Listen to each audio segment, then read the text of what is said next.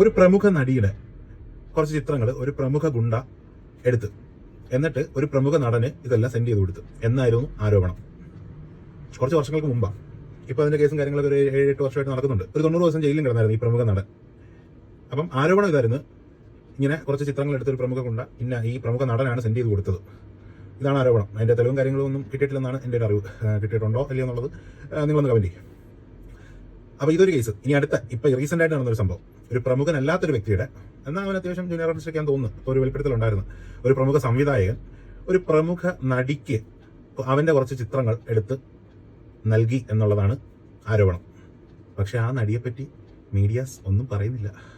Medias അടച്ചു വെച്ചിരിക്കുകയാണ്. എന്താണെന്ന് നമുക്കറിയത്തില്ല. Same industry, same incident, same കാര്യങ്ങൾ. കുറ്റാരോപിതനായിട്ടുള്ളത് അത് ആദ്യത്തെ നടൻ, ഇത് നടി. ഒരാൾ അമ്മയിലെ മെമ്പർ, ഒരാൾ WCCയിലെ മെമ്പർ. എന്തുകൊണ്ട് മീഡിയ ചർച്ച ചെയ്യുന്നില്ല? എന്തുകൊണ്ട് അറസ്റ്റ് ചെയ്യുന്നില്ല? എന്തുകൊണ്ട് 90 ദിവസം ജയിലിൽ കിടക്കുന്നില്ല? എൻ്റെ ഒരു ഡൗട്ടാണ്. അറിയാവുന്നൊരു കമന്റ്. അല്ല, ഞാൻ പറഞ്ഞു വന്നതേ, കുറ്റം ചെയ്തത് ആരാണെങ്കിലും ശിക്ഷിക്കപ്പെടണം. അത് അമ്മ സംഘടനയുള്ളവരെ ശിക്ഷിക്കപ്പെടാവൂ, അല്ല WCCയിലുള്ളവരെ ശിക്ഷിക്കപ്പെടാവൂ, അങ്ങനെയൊന്നുമില്ല. അത് ആരാണെങ്കിലും, പ്രമുഖ നടനാണെങ്കിലും ശരി, നടിയാണെങ്കിലും ശരി, കുറ്റം ചെയ്താൽ ആരാണെങ്കിലും ശിക്ഷിക്കപ്പെടണം, അല്ലേ?